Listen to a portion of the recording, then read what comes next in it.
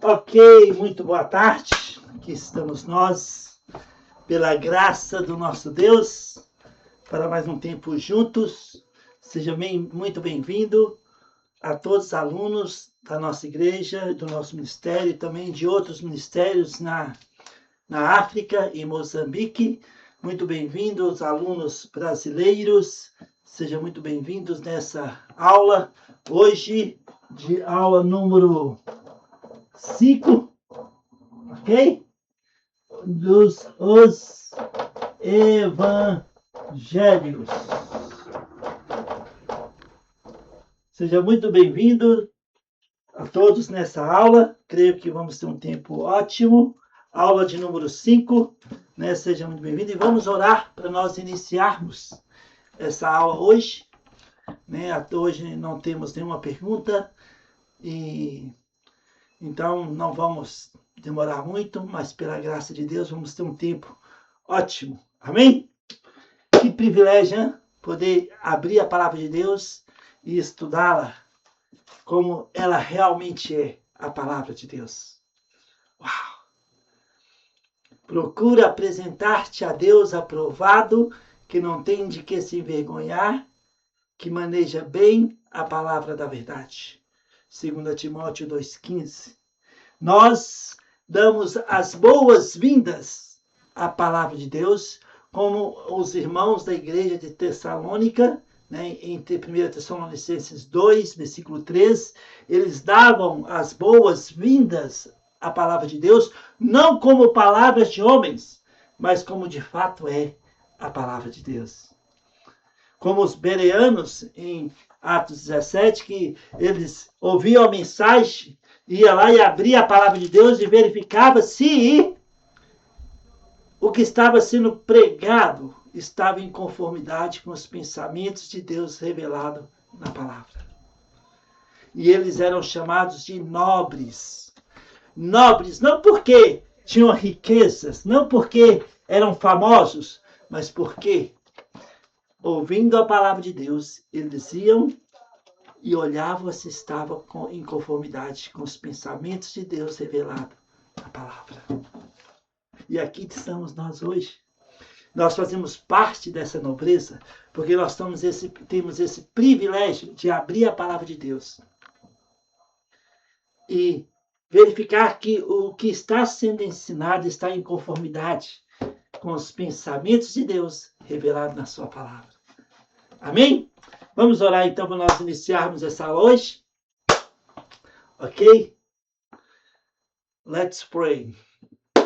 Precioso Pai, em nome de Jesus, muito obrigado por esse dia. Em nome de Jesus, obrigado por essa aula de número 5 do Evangelho de Lucas.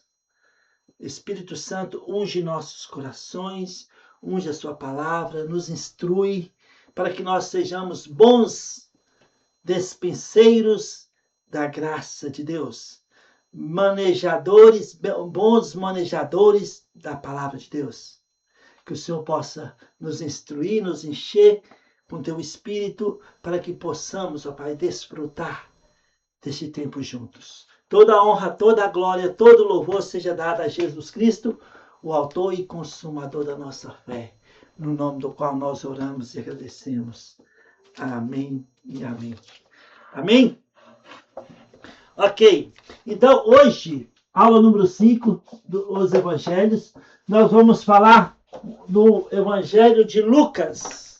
O Evangelho de Lucas. Lucas. Lembra que Mateus apresentou Jesus como o Messias, o Hamashia ben Davi, o Messias, filho de Davi. Mateus destaca a genealogia de Jesus, que passa por Davi até Abraão. E nós vimos que Marcos apresentou Jesus como servo, ou apresenta Jesus como servo sofredor. Lucas, o Evangelho de Lucas, apresenta Jesus como um homem divino, um homem que sabe que tinha compaixão pelos outros. E é interessante para nós pensarmos um pouco no Evangelho de Lucas no dia de hoje, porque Lucas não era judeu, Lucas era um médico que acompanhava Paulo pelas suas viagens missionárias. E nós sabemos que o livro de Atos, que relata a igreja primitiva, o ministério o Pentecoste, o ministério de Pedro, de Paulo, as viagens missionárias, os concílios em Jerusalém, o livro de Atos foi escrito por também Lucas. Então, Atos é uma extensão do livro de Lucas. Quem escreveu foi Lucas, o médico, o companheiro de Paulo. E ele escreveu Lucas, provavelmente, ele no ano entre 60 e 80 a.C., e ele foi pesquisar os detalhes do nascimento de Jesus, da sua infância, do seu ministério, do que Jesus tinha feito e da sua morte e ressurreição. Provavelmente ele entrevistou Maria, né, a mãe de Jesus. Ele entrevistou vários dos apóstolos, né? A Lucas não era apóstolo. Ele era um gentil médico, amigo do apóstolo Paulo.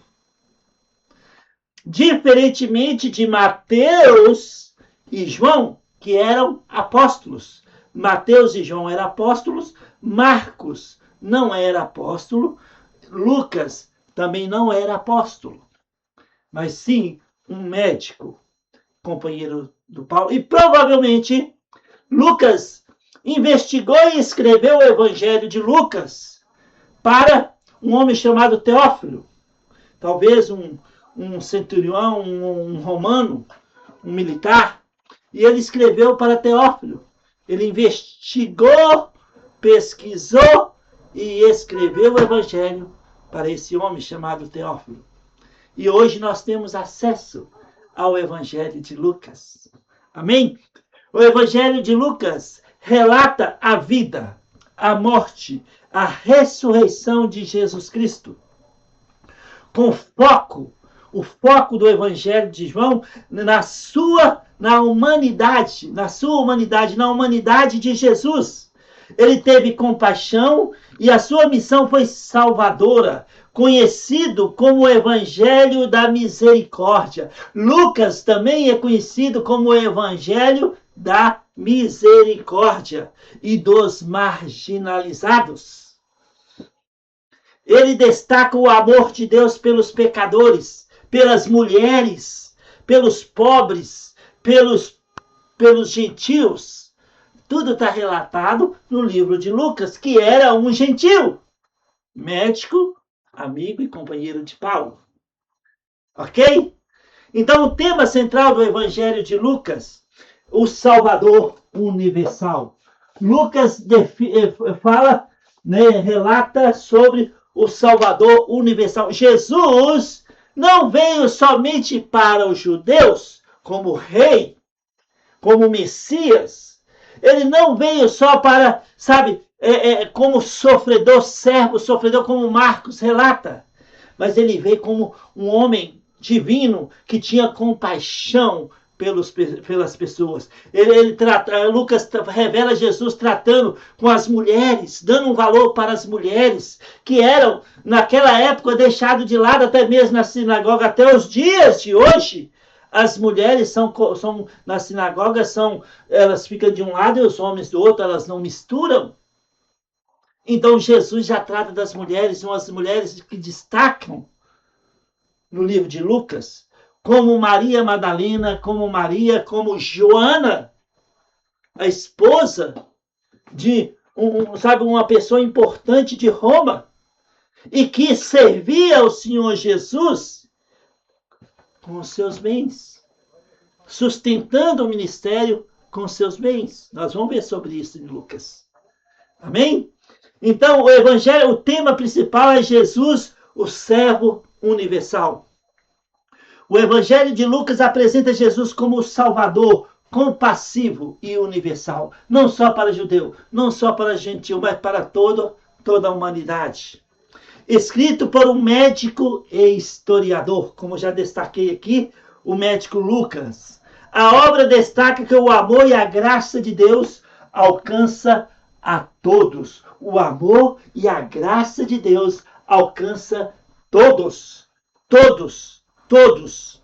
Sem distinção de raça, gênero ou classe social, com forte ênfase nos marginalizados. Então, Lucas tem esse destaque, né? E a salvação é para todos. Para todos. Inclusão dos gentios. Ao contrário dos outros evangelhos, Lucas registra a genealogia de Jesus Cristo retrocedendo até Adão, enquanto Mateus retrocede a genealogia de Jesus até Abraão.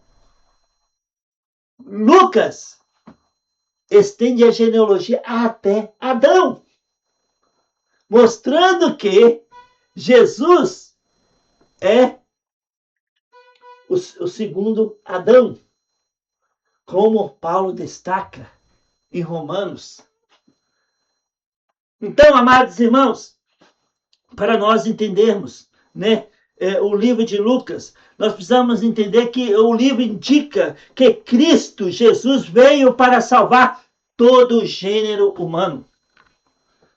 Todos têm acesso à salvação. Você pode falar assim, ó, conhecer uma pessoa hoje e falar, esse aqui não tem jeito. Né? Você pode falar, pau que nasce torto, morre torto. Esse é um ditado dito aqui no Brasil, né?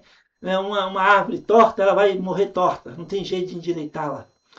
Mas para Jesus, revelado em Lucas, que para qualquer um há salvação, independente de gênero, homem ou mulher, ou raça.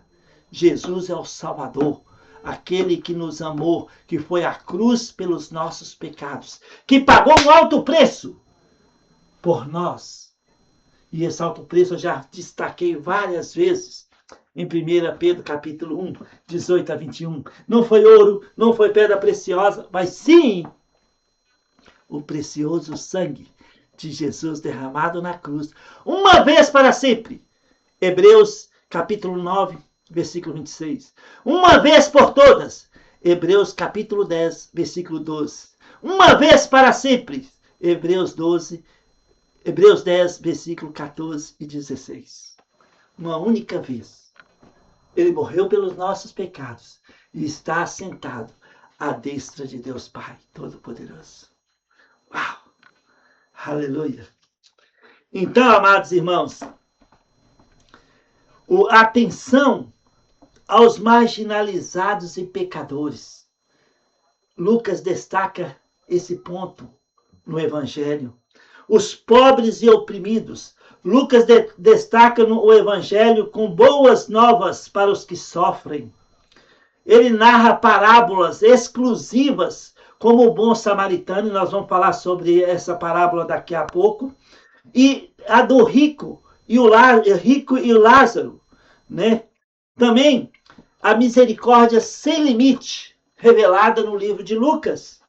E nesse evangelho de Lucas, que encontramos a célebre parábola do filho pródigo e o relato da convenção do cobrador de imposto, Zaqueu. Talvez vocês na África devem cantar também. Zaqueu era pequeno e grande. Não? Zaqueu não era pequeno. Aliás, Zaqueu era pequeno. Mas a música é Meu barco era pequeno e grande é o mar. Aham. Meu barco era pequeno e grande é o mar. Zaqueu era pequeno. Lembra? Vamos falar da história dele. Ele subiu onde? Numa árvore para ver Jesus. E que Jesus disse para Zaqueu? Coletor de imposto, desce daí, Zaqueu, porque me convém repousar em sua casa hoje. O quê? Como? Ele é coletor de imposto, odiado por todos, inclusive pelo apóstolo Pedro, mas não por Jesus Cristo. Ele tem compaixão. Ele tem uma atenção especial para todos. Inclusive, Zaqueu, nós vamos ver sobre isso em Zaqueu 19, versículo 9. Né? o valor das mulheres é destacado no livro de Lucas. Lucas frequentemente coloca mulheres ao lado dos homens como exemplos de fé e receptividade à mensagem de Deus. Ele destaca figuras como Maria, mãe de Jesus, Isabel, Ana, esposa de Zacarias, Ana, que aquela também que era profetisa, também Maria e Marta, as irmãs de Lázaro. Nós vamos falar um pouco sobre isso. Então, Joana. Então, Lucas destaca as mulheres, colocando elas numa posição também de privilégio junto com os homens. A importância da oração no Espírito Santo. O livro de Lucas, né, destaca esse ponto muito durante todo o Evangelho, né, uma oração constante. Jesus é retratado orando em todos os momentos cruciais da sua vida. Em todos os momentos, Lucas revela Jesus orando, como no batismo, como antes de escolher os 12 apóstolos e no Monte das Oliveiras. Né? E o guia divino, Jesus destaca o ministério do Espírito Santo, guiando em todo o seu ministério, né? Bem como na expansão da igreja inicial. Como nós já vimos na história na disciplina do Espírito Santo, como a igreja iniciou. Interessante, porque só como curiosidade para nós nesse momento, porque na semana passada, dia 24 de maio, foi celebrada para os judeus o Pentecoste. O Pentecostes acontece 50 dias depois das festas das primícias. A festa das primícias é os primeiros feixes. Tem a Páscoa, só para os irmãos entenderem aqui, a Páscoa, no dia 14 de Nissan, ou Abib, primeiro mês religioso hebraico. Depois da Páscoa, 3 dias depois, é a festa das primícias, que é a colheita dos primeiros feixes, e 50 dias depois das primícias tem o Pentecostes.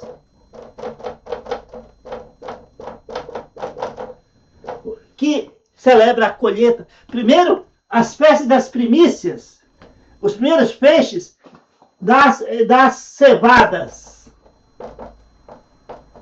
50 dias depois, celebra o Pentecostes, a colheita do trigo. Foi assim até no Egito. E na saída do Egito, para que vocês entendam, né? O que aconteceu no dia 14º de Nissan, a Páscoa? O anjo da morte passou sobre o Egito. O judeu que tinha o sangue no umbral da porta do cordeiro, o anjo não entrou, não matou o primogênito. Lembram? 3 dias depois, do dia 14 de Nissan, ou Abib babilônico, 3 dias depois, o que aconteceu? Os judeus passaram pelo Mar Vermelho. Libertação do povo hebreu do Egito.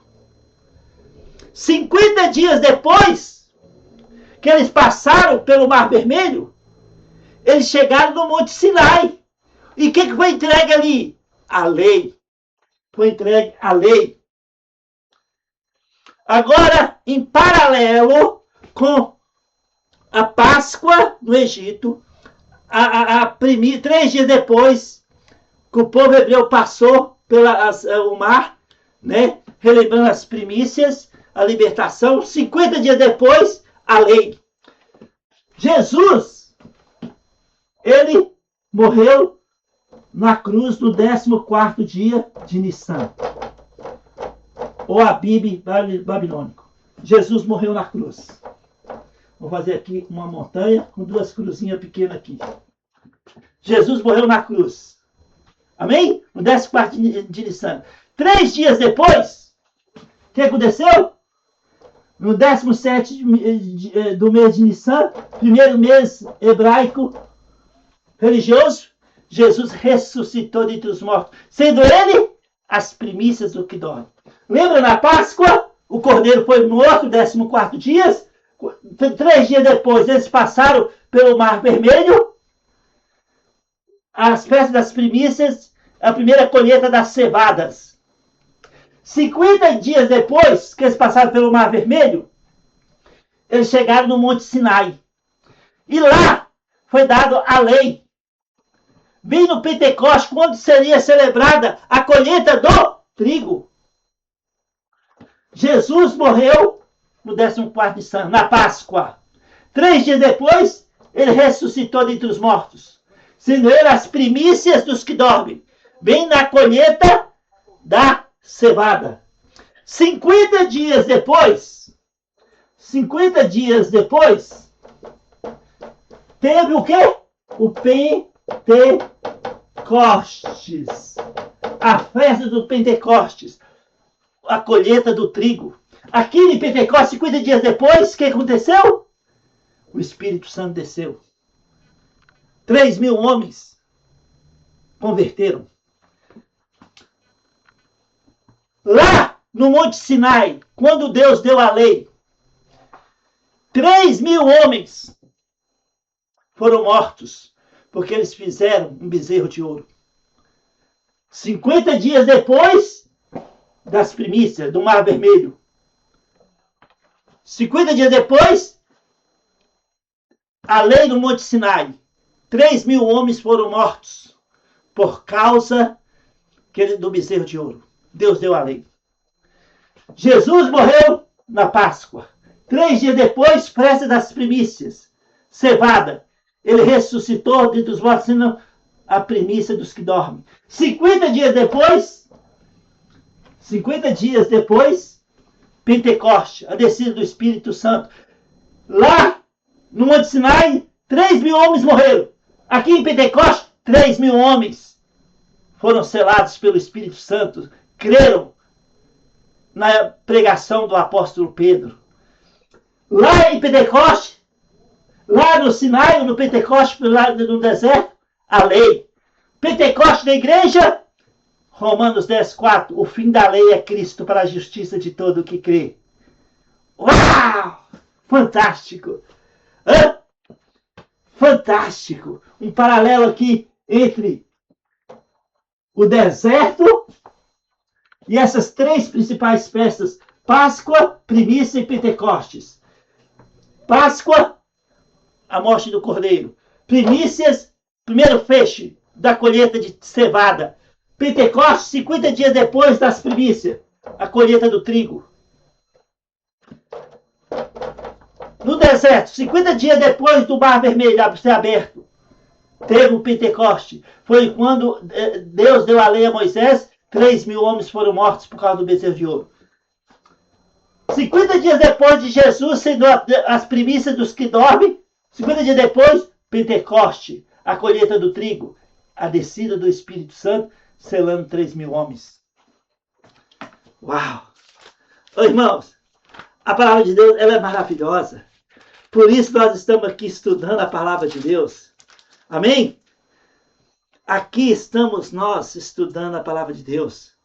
Porque Deus, ele tem um plano para cada um de nós. Para cada um de nós nesse dia. Então nós precisamos colocar atentos para que nós possamos desfrutar dos pensamentos de Deus em nossas vidas no dia que se chama hoje. No dia que se chama hoje. Então,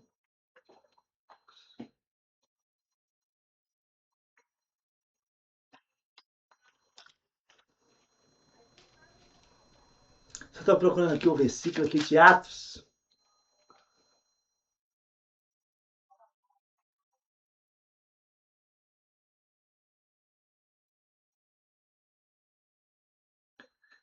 Atos 2, versículo 37 até o versículo 41. Fala que 3.000 homens foram batizados.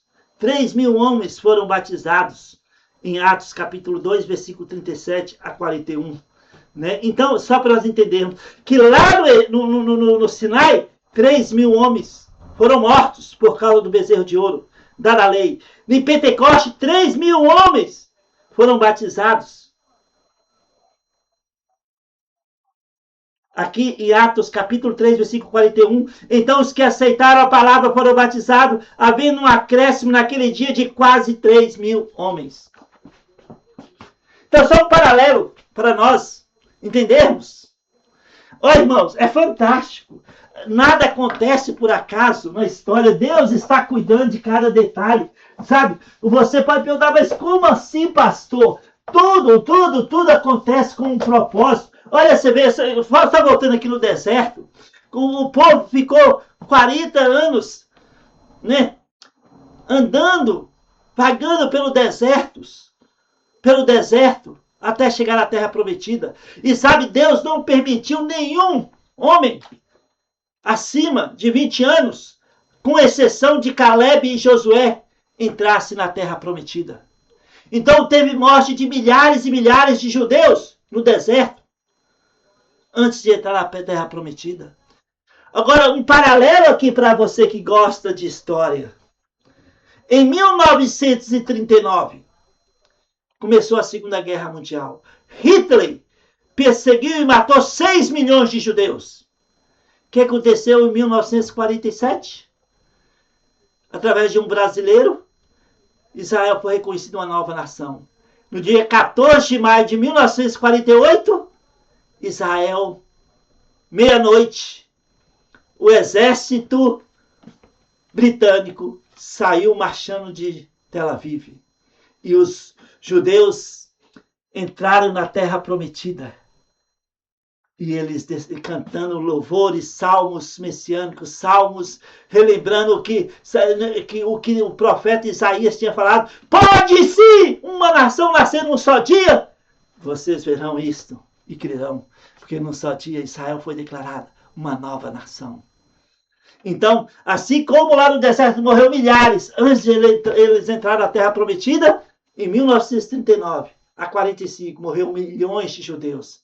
E depois, em 48, eles estavam na terra prometida novamente. E hoje estão lá. O maior testemunho para nós, que nós estamos no fim dos tempos, é Israel na terra prometida. É a língua materna, como disse Sofonias, que voltaria à língua materna. Olha, os judeus da época de Jesus falavam o grego, o aramaico. O hebraico só era falado na sinagoga e no templo. Mas Deus disse que nos últimos tempos Israel voltaria a falar uma só língua, o hebraico. E hoje nós vemos Israel, a língua original hebraico. Os judeus espalhados pelo mundo falando o hebraico. Oh, não tire os olhos de Israel. Israel é o maior exemplo que nós estamos no tempo que antecede a volta de Jesus na terra. Então, é só para os irmãos entenderem um pouquinho. Se tiver alguma dúvida sobre isso, vocês me falam que nós vamos responder nas próximas aulas. Amém? Então, amados irmãs, deixa eu ver aqui como nós estamos de tempo aqui. Tá bom. Então, isso eu estava falando por causa da oração. Jesus fazia tudo com oração. No poder do Espírito Santo, né? Ele falava. E o Espírito Santo teve uma atuação fantástica no início e na história, e terá até o final do tempo da igreja. Na igreja primitiva, em Atos 1, Atos 2, começa o Pentecoste, a descida do Espírito Santo, a colheita do trigo. Assim, como nós já falamos, que Atos é uma extensão, uma continuação de Lucas, o evangelho que nós estamos estudando nessa tarde, nessa aula número 5. Então, Lucas destaca a alegria da salvação. O livro começa e termina com alegria e louvor. Começa com um cântico de Zacarias. Zacarias era um levita. casado com uma judia da tribo de Judá. Zacarias era o sacerdote na época de Herodes, o Grande. E quando Zacarias foi no seu turno, como sacerdote, e para ser sacerdote e ser levita, e lembra que Isabel era prima de Maria, e Maria era da tribo de Judá, descendente de Davi. Logo, Zacarias, levita, casado com Isabel, da tribo de Judá, que era prima de Maria, mãe de Jesus.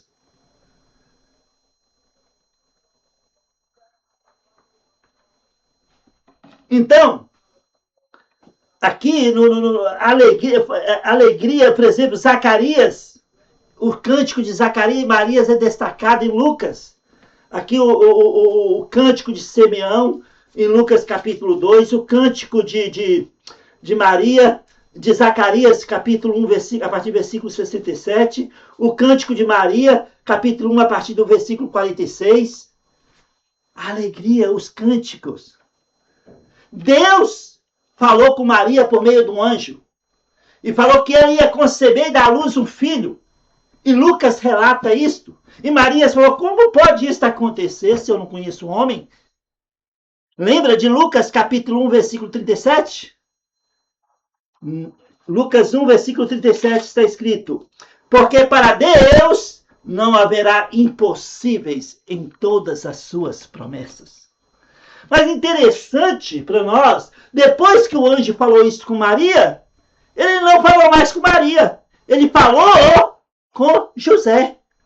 No sonho, falou com José para não rejeitar Maria, falou com José em Belém para fugir para o Egito, falou com José do Egito para voltar para a terra prometida. Do Egito chamei o meu filho, diz a profecia. Então, é interessante para nós pensarmos nessas coisas, né? Porém, Lucas enfatiza muito o ministério das mulheres e nós vamos falar um pouco mais sobre isso. Amém? Então, a ênfase na compaixão e inclusão. O Evangelho de Lucas é amplamente conhecido como o Evangelho de misericórdia e da inclusão. Inclusão. Escrito pelo médico gentil, como eu já falei, né? E na sua narrativa apresenta Jesus como o filho do homem compassivo. O filho do homem compassivo, focado em resgatar os marginalizados, os pecadores e os mais vulneráveis. Só para nós pensarmos aqui, a inclusão dos marginalizados e rejeitados. Lucas destaca como Jesus rompeu os preconceitos sociais e religiosos do primeiro século. As mulheres. Em uma sociedade patriarcal, Lucas dá um destaque sem precedentes às mulheres. Ele exalta figuras como Maria, Isabel, narra o acolhimento à pecadora que lava os pés de Jesus em Lucas capítulo 7, versículo 36 a 50. Mostra mulheres sustentando o ministério de Jesus. Olha comigo, Lucas capítulo 8, versículo 1 a 3. Lucas 8, versículo 1 a 3, está escrito. Lucas capítulo 8, versículo 1 a 3. Aconteceu depois disto que andava Jesus de cidade em cidade, de aldeia em aldeia, pregando e anunciando o evangelho do reino de Deus, e os 12 iam com eles. E também algumas mulheres que haviam sido curadas de espíritos malignos e de enfermidades. Maria, chamada Madalena, da qual saíram 7 demônios. E Joana, mulher de Cusa, procurador de Herodes. Susana e muitas outras, as quais lhe prestavam assistência com os seus bens. Então, essas mulheres ricas aqui, como Joana, como Susana e outras, servia o Senhor Jesus com seus bens, sustentando o ministério. Isso é interessante para nós pensarmos nisso, né? Então, aqui em Lucas, capítulo 1, versículo 46 a 55, o evangelho começa ali com o cântico de Maria. Né? Maria, celebra que Deus exalta os humildes e derruba os poderosos. Jesus anuncia que a sua missão é trazer boas novas aos pobres. Em Lucas capítulo 4, versículo 18, está escrito, 4:18, o Espírito do Senhor está sobre mim. É o cumprimento de Isaías 61. E onde foi que ele pregou isso? Em Nazaré. E Jesus diz que os profetas não são bem aceitos na sua própria cidade. E aqui Jesus cita o livro de Isaías, capítulo 61, em Lucas, capítulo 4, versículo 18. O Espírito do Senhor está sobre mim, pelo que me ungiu para evangelizar os pobres. Enviou-me para proclamar libertação aos cativos e restauração da vista aos cegos, para pôr em liberdade os oprimidos e apregoar o ano aceitável do Senhor. Uau! Fantástico, hein? Então, Jesus veio para todos, para os pecadores, para os publicanos. Jesus é criticado por comer com cobradores de impostos e pecadores. Sabe, Jesus rompeu esse ponto. Ele disse em Lucas capítulo 5, versículo 31 e 32, olha o que Jesus disse. Olha que fantástico, irmãos. Versículo 31 e 32. Respondeu-lhes Jesus: os sãos não precisam de médicos, e sim os doentes. Não vim chamar os justos, e sim pecadores ao arrependimento. Uau! Olha, nós nunca devemos nos colocar em posição de juízes, ficar julgando os irmãos. Não é para você ficar julgando os seus irmãos. Julgue a si mesmo. Avalie se você mesmo está na fé. Não é para você ficar procurando defeito nos irmãos. Esse não é o seu papel, nem o meu papel. Esse é o papel do diabo. Em Apocalipse capítulo 12, versículo 10, que fica acusando-nos 24 horas por dia, de dia e de noite, nos acusando. Não é para nós ficarmos procurando um cisco no olho das pessoas enquanto tem uma trava nos nossos olhos. Por isso, precisamos desfrutar do Evangelho e ter compaixão pelos outros. Todos nós erramos. Quando você vê um irmão pecando, só lembra que ele foi primeiro que você, porque nós todos estamos sujeitos a cair. Mas pela graça de Deus, Ele nos coloca de pé por causa da obra consumada por Jesus Cristo no Calvário. Uau! Amém? Então, a missão de Jesus é trazer boas novas aos perdidos. Em Lucas 15, versículo 7, Lucas 15, versículo 7, eu vou ler para os irmãos. Lucas 15, versículo 7. Olha que Jesus falou. Lucas 15, versículo 7. Digo-vos assim, haverá maior júbilo no céu por um pecador que se arrepende do que por 99 justos que não necessita de arrependimento. Olha, irmãos, a festa nos céus, quando uma só pessoa nasce de novo aqui na terra. Talvez você conheça, né, ou provavelmente você já tenha estudado aí com o pastor Jerônimo, ou aqui no Brasil, a biografia de Larry Moody. Ele tem nossa escola bíblica adotou há anos atrás, há uns 30 anos atrás, né, os escritos, os comentários de Moody, tem de Gênesis Apocalipse, Moody. Né, e Moody, ele falou o seguinte certa vez. Ele falou o seguinte, baseado nesse versículo aqui de Lucas 15, versículo 7, que quando uma só pessoa na terra recebe Jesus como Salvador pessoal, há festa nos céus, entre os anjos. Então, o Moody falou o seguinte, Larry Moody falou o seguinte, que se o presidente dos Estados Unidos da América viesse a falecer hoje, seria notícia no mundo inteiro. Qualquer cidadezinha, menor que seja, no seu jornal de destaque estaria lá. Presidente dos Estados Unidos morreu.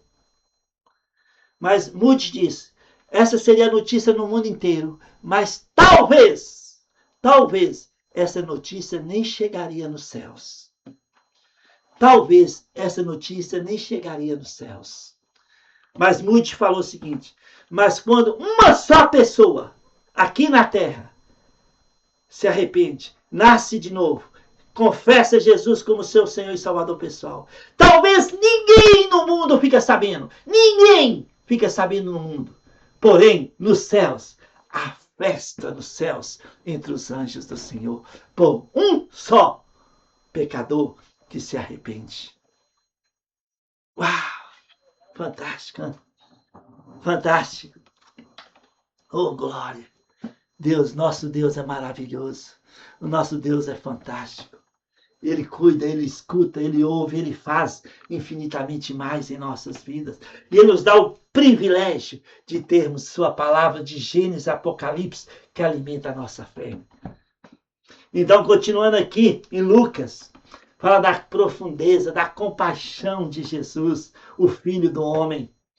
O termo grego usado para a compaixão de Jesus revela uma emoção grande, um amor que parte das entranhas e o move à ação. As mais belas parábolas e relatos dessa compaixão encontra aqui no livro de Lucas. A parábola do bom samaritano. Olha lá comigo, Lucas 10. Lucas 10, a parábola do bom samaritano. Lucas 10, 25 a 37.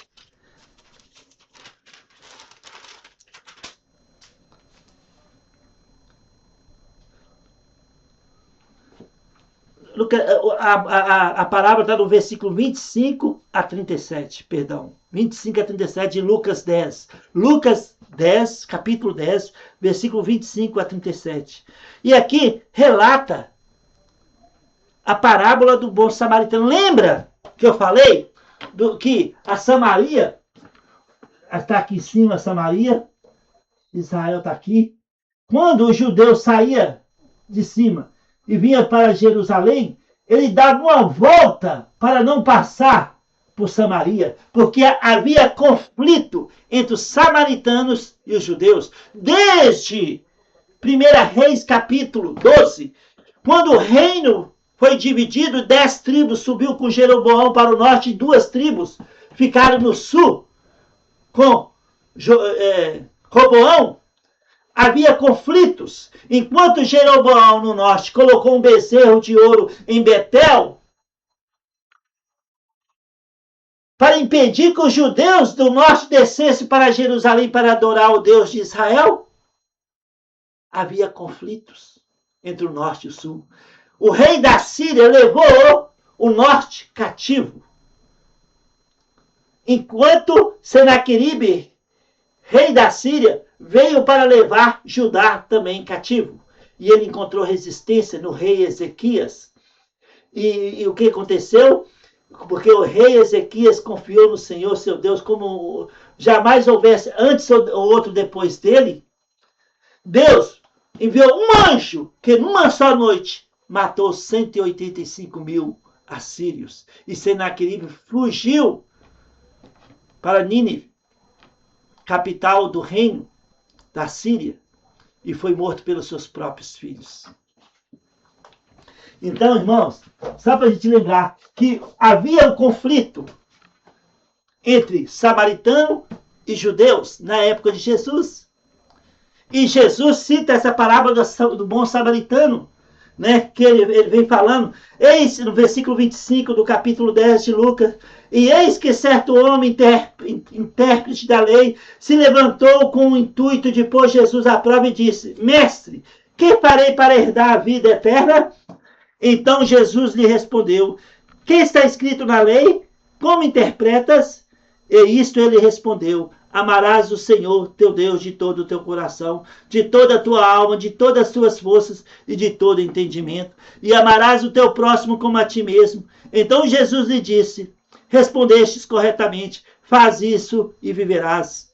Então Jesus lhe disse: respondeste bem, né, corretamente. No versículo 29, ele, porém, querendo justificar-se, perguntou a Jesus: quem é meu próximo? Jesus prosseguiu dizendo: certo homem descia de Jerusalém para Jericó e veio a cair em mãos de salteadores, os quais, depois de tudo lhe roubarem e lhe causarem muitos ferimentos, retiraram-se, deixando-o semi-morto. Casualmente descia um sacerdote por aquele mesmo caminho e, vendo-o, passou a largo. Certo samaritano que seguia o seu caminho passou-lhe perto e, vendo-o, compadeceu-se dele. E chegando-se, pensou-lhes as feridas, aplicando-lhes óleos e vinho, e colocando-o sobre o seu próprio animal, levou para uma hospedaria e tratou dele. No dia seguinte, versículo 35, tirou 2 denários e os entregou ao hospedeiro, dizendo: cuida deste homem, e se alguma coisa gastastes a mais, eu te indenizarei quando voltar. Aí Jesus pergunta para o intérprete da lei, versículo 36, qual destes 3 te parece ter sido o próximo do homem que caiu nas mãos dos salteadores? Respondeu-lhe o intérprete da lei: o que usou de misericórdia para com ele. Então lhe disse Jesus: vai e procede tu do igual modo. Então o bom samaritano compadeceu de um judeu, cuidou dele, pagou pela hospedaria, ainda falou: se ele gastar alguma coisa a mais, eu te restituirei depois. Esse foi o próximo. Então, o bom samaritano define o amor ao próximo sem fronteiras religiosas ou étnicas, quebrando o preconceito contra os samaritanos. E também tem a parábola do filho pródigo, no capítulo 15, versículo 11 a 32. O filho pródigo, que nós muitas vezes usamos nas pregações. Aqui Lucas destaca essa parábola do filho pródigo, fala de compaixão também. O filho mais novo falou com o pai, o fazendeiro: me dá a minha parte da minha herança, eu exijo. E o Provérbios fala que aquele que pega a herança antes dos pais morrer se torna maldito, viu? Não faça isso se você está pensando em fazer, ok? Mas o filho pródigo pediu a riqueza, a sua parte que cabia na herança, com os pais vivos. E o pai, condoído, deu a parte dele. Ele pegou todo aquele dinheiro e saiu para o mundo. Ele desviou. Ele saiu para o mundo, gastou todo o dinheiro com meretrizes, com falsos amigos. E quando chegou o dia que acabou o dinheiro, ele entrou em desespero. Porque todos os seus amigos lhe viraram as costas. Tem pessoas que estão ao seu redor, enquanto você tem dinheiro. Quando o seu dinheiro acaba, eles viram as costas. Esse não é um bom amigo. Jó capítulo 6. Jó capítulo 6 fala o seguinte, só para você entender um pouco. Jó capítulo 6, versículo 14. Ao aflito, Jó capítulo 6, versículo 14. Ao aflito, deve o amigo mostrar compaixão, a menos que tenha abandonado o temor do Todo-Poderoso. Mas sabe, o filho pródigo, quando acabou o dinheiro, todos os seus amigos lhe viraram as costas. E ele, com fome, ele arrumou trabalho numa fazenda para cuidar dos porcos.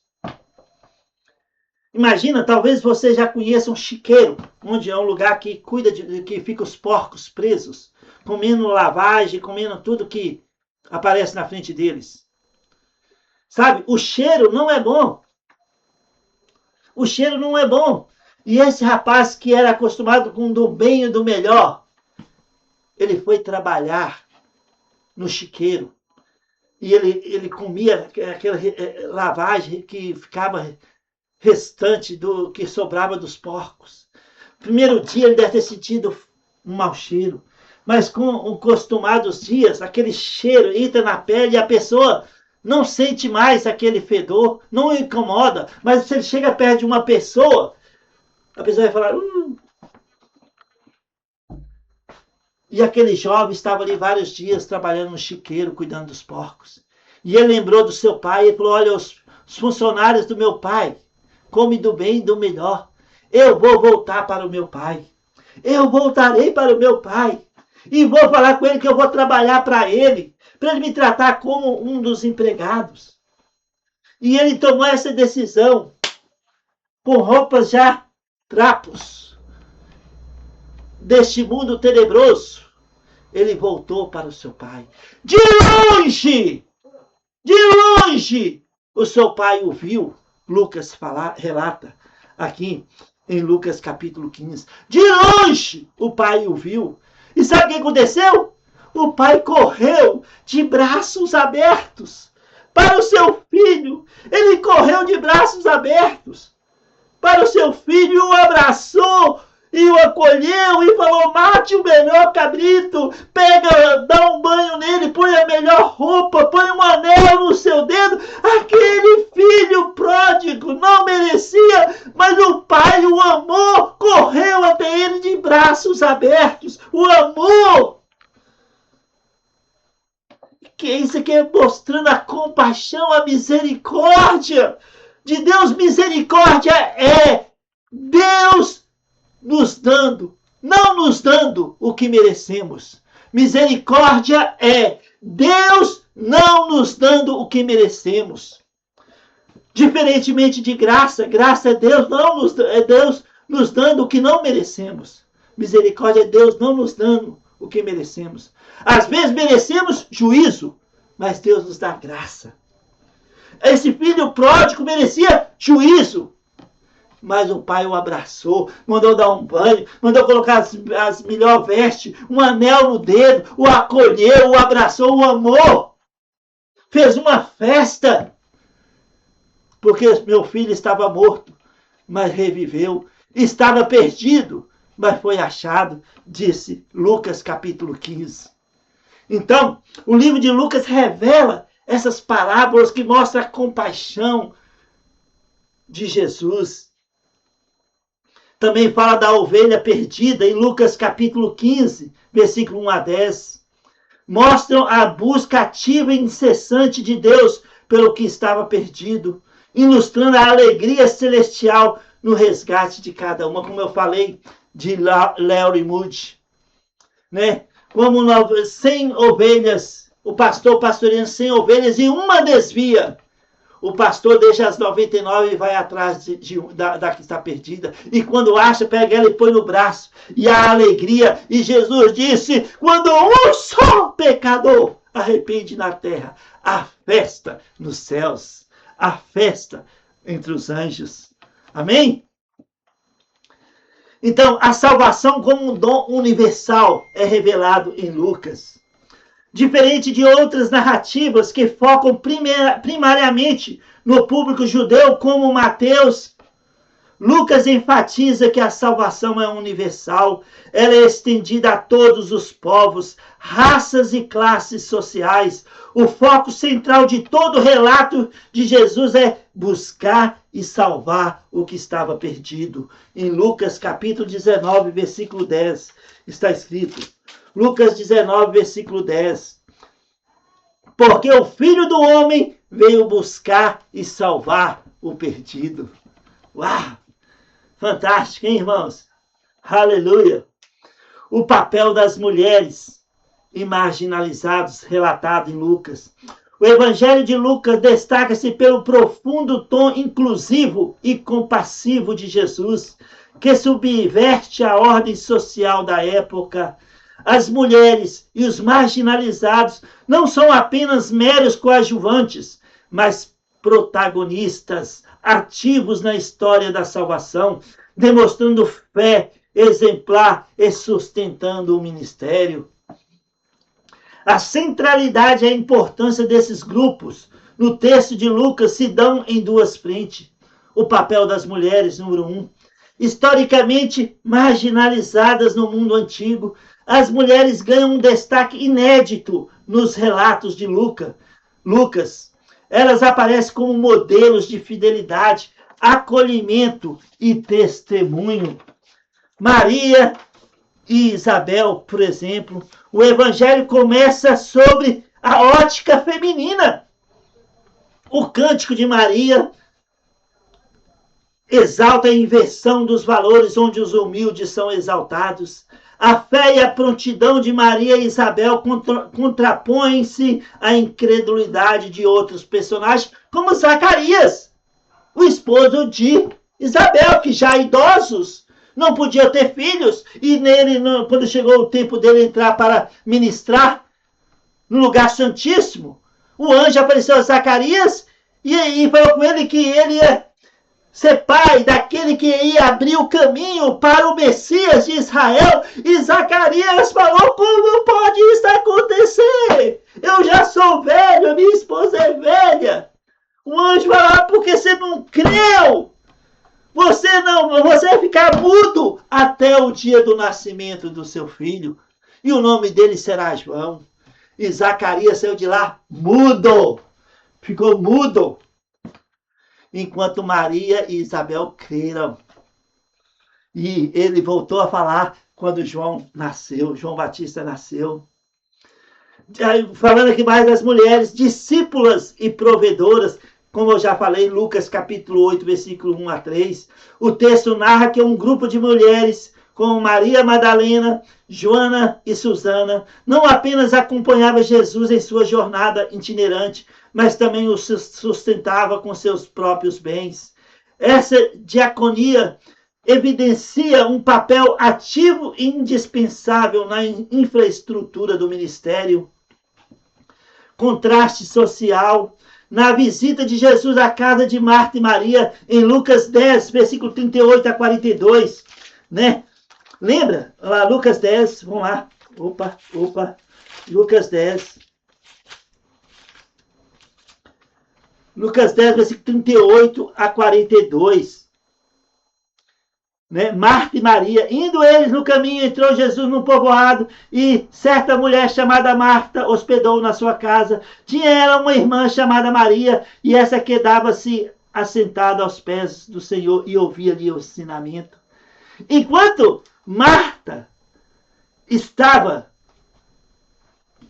preocupada em servir todos, Maria estava sentada aos pés de Jesus ouvindo a palavra. Marta agitava de um lado para o outro, ocupava-se em muitos serviços. Então se aproximou de Jesus e disse: Senhor, não te importas de que minha irmã tenha deixado que eu fique a servir sozinha? Ordene-lhe, pois, que venha ajudar-me. Respondeu-lhe o Senhor: Marta, Marta, andas inquietas e te preocupas com muitas coisas. Entretanto, pouco é necessário, ou mesmo uma só coisa. Maria, pois, escolheu a boa parte, e esta não lhe será tirada. Então, mostram a fé, rompendo regras de pureza social. Também fala da inclusão de cobradores de impostos como Zaqueu. Reforça que a salvação alcança todos os níveis sociais.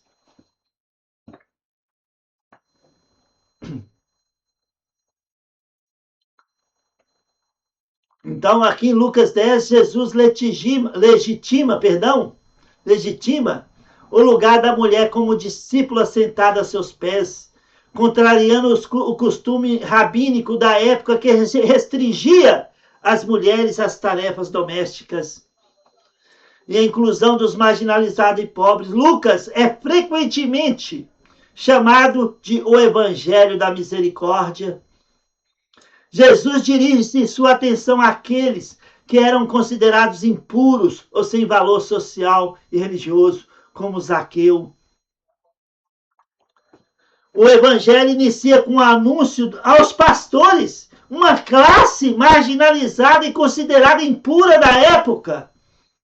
A boa nova é direcionada primeiramente aos que estão à margem da sociedade. Em Lucas capítulo 2, versículo 8 a 20, os anjos falaram com os pastores que em Belém tinha nascido o Salvador. E eles falaram, vamos até Belém e veremos isso de perto. A cidade do pão, onde nasceu o pão vivo, o Filho de Deus, o Hamashia ben Davi, o Messias, filho de Davi, Yeshua, Jesus Cristo, aquele que era, que é e que há de vir, o Todo-Poderoso, nasceu em Belém, a cidade do pão. Ali sim nasceu o pão da vida, o nosso Redentor.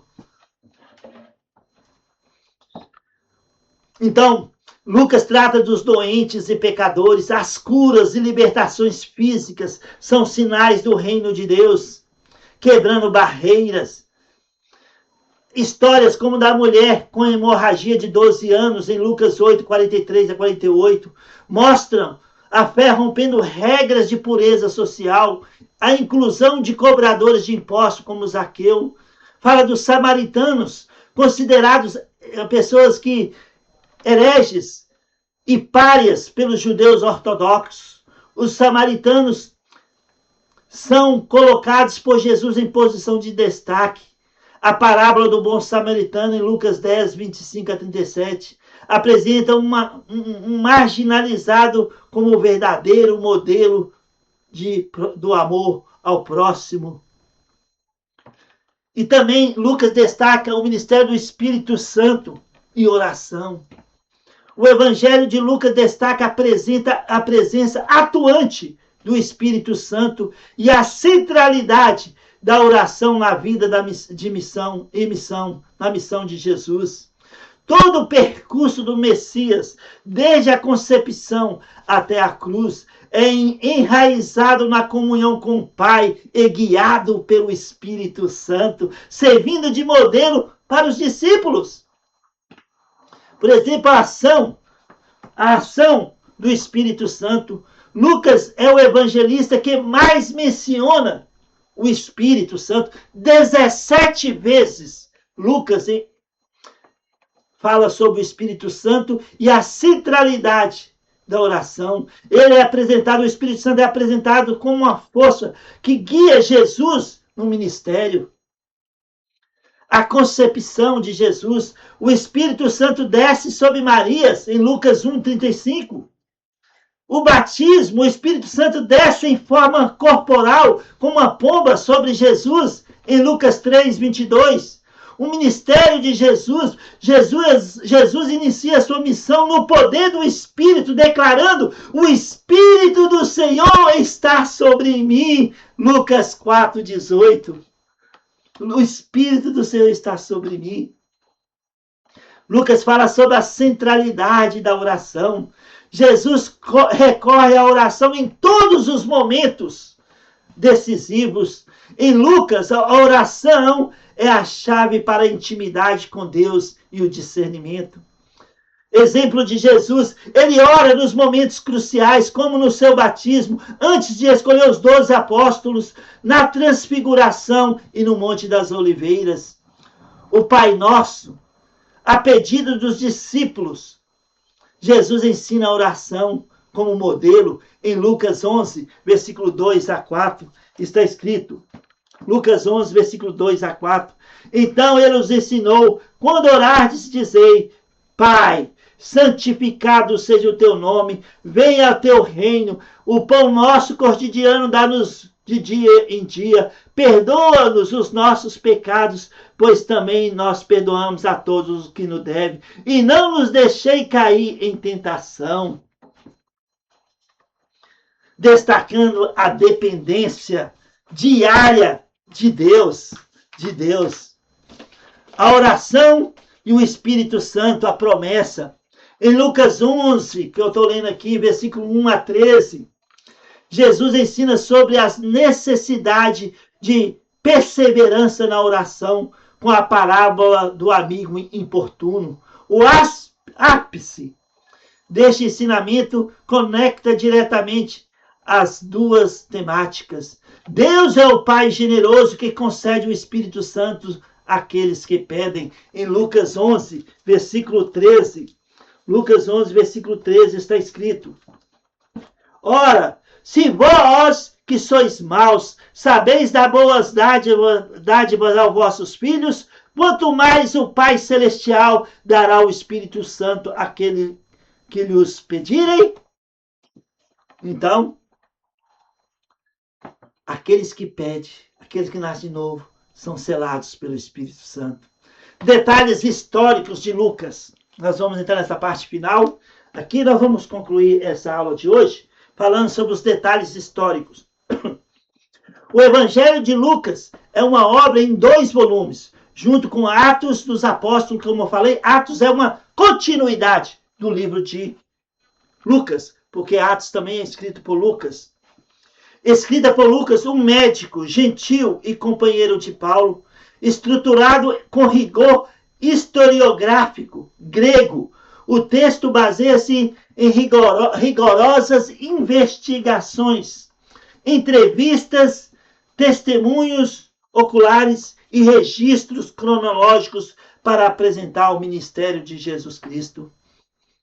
Os detalhes históricos que cercam o Evangelho de Lucas incluem, número 1, autoria e fontes. Quem escreveu, né? O autor é historicamente identificado como Lucas, um médico. Sírio de Antioquia. Por ser um gentil, ele escreve com uma perspectiva universal, mostrando a salvação para todos, incluindo os marginalizados, pobres, mulheres e estrangeiros. Enquanto Mateus apresenta o Messias, filho de Davi, aos judeus, o rei dos reis, Jesus, o rei dos reis, aos judeus, Marcos apresenta Jesus como Salvador, como o servo sofredor. Lucas apresenta Jesus como o homem divino, o filho do homem, ou aquele que é misericordioso e que leva a salvação a todos. Também Lucas, falando sobre detalhes históricos, né, ele pesquisa e ouve os testemunhos de pessoas que participaram diretamente da vida de Jesus. Ao contrário de Mateus e João, Lucas não foi um dos 12 apóstolos. Lucas, como eu falei, era um gentil. Lucas coletou relatos preciosos, possivelmente entrevistando Maria, o que justifica os detalhes íntimos da infância de Jesus, e utilizando documentos anteriores, como o Evangelho de Marcos. 2. Contexto da escrita destinatário. Data-se o livro de Lucas, acredita-se que o Evangelho foi escrito na segunda metade do 1º século, entre os anos 60 a 80. Lembra que o livro de Hebreus foi escrito provavelmente no ano 68, depois de Cristo. Porque no ano 70, o que aconteceu no ano 70 depois de Cristo? Tito, general romano, invadiu Jerusalém e destruiu tudo, não ficando pedra sobre pedra em Jerusalém. A obra de Lucas é dedicada a um homem chamado Teófilo, que provavelmente era um oficial romano de alta patente ou um patrono que financiou a pesquisa e a produção dos manuscritos. Rigor e contexto político. Marco zero da humanidade, da história. Diferente dos outros relatos, Lucas ancora a vida de Jesus nos grandes eventos políticos e impérios da época, como o Império Romano.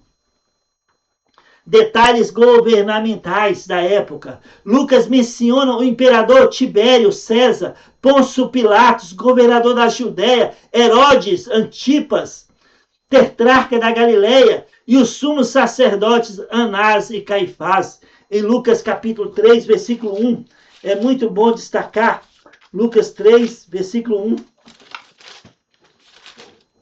Está escrito: no 15º ano do reinado de Tibério César, sendo Pôncio Pilatos governador da Judéia, Herodes, tetrarca da Galileia, seu irmão Filipe, tetrarca da região da Itureia, e Traconites, e Lissânias, tetrarca de Abilene, sendo o sumo sacerdote Anás e Caifás, veio a palavra de Deus a João, filho de Zacarias, no deserto. Olha, citando esses personagens, que olha, por exemplo, aqui fala sobre o recenseamento de Quirino. O Evangelho de Lucas documenta o nascimento de Jesus durante um censo ordenado por César Augusto, enquanto Quirino era governador da Síria, em Lucas 2, versículo 1 e 2. Naqueles dias foi publicado um decreto de César Augusto, convocando toda a população do império para recensear-se. O primeiro recenseamento foi feito quando Quirino era governador da Síria. Esse recenseamento está datado no ano -8 a -4 antes de Cristo. E coincide com Herodes no ano -4, que morre no ano -4 antes de Cristo. Ou seja, Jesus nasceu no ano -4 do nosso calendário gregoriano. Amém? Então, embora esse censo provoque debates cronológicos na historiografia secular, ele demonstra o esforço de Lucas em localizar o evento no calendário romano. A precisão geográfica e cultura local demonstra amplo conhecimento. Lucas demonstra amplo conhecimento dos costumes judaicos, como o funcionamento do templo e as festividades. A geografia mediterrânea, ele também conhece muito sobre isso. No livro de Atos dos Apóstolos, que continua o Evangelho de Lucas, revela-se um geógrafo preciso, citando corretamente as rotas de navegação, províncias romanas, títulos políticos locais, como Politargas, em Tessalônica, e distância ao longo do Império Romano. Isso mostra a capacitação do médico Lucas ao narrar os acontecimentos do Evangelho de Lucas, apresentando Jesus como um homem divino, o Filho do Homem. Amém? Ok, nós vamos parar por aqui. E, sabe, amados irmãos, nós temos esse grande privilégio de poder estudar a palavra de Deus como ela é. De abrir a palavra de Deus e falar, está escrito. Está escrito. Como eu falei no início dessa aula, nós damos as boas-vindas à palavra de Deus.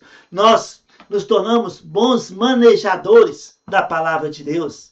Como está escrito em 2 Timóteo, capítulo 2, versículo 15. E assim, nós corremos a corrida da fé, colocando disponíveis para que Deus nos use para a glória do seu nome. Porque dentro de pouco tempo, aquele que vem virá e não tardará. Amém? Que Deus abençoe você, que Deus abençoe sua família, que Deus abençoe sua casa, supre as suas necessidades, que Deus te instrua por meio do Espírito Santo para que você possa manejar bem a palavra de Deus, para que você seja um bom despenseiro da graça de Deus. Que Deus abençoe você, que Deus abençoe sua família, no nome de Jesus. Amém.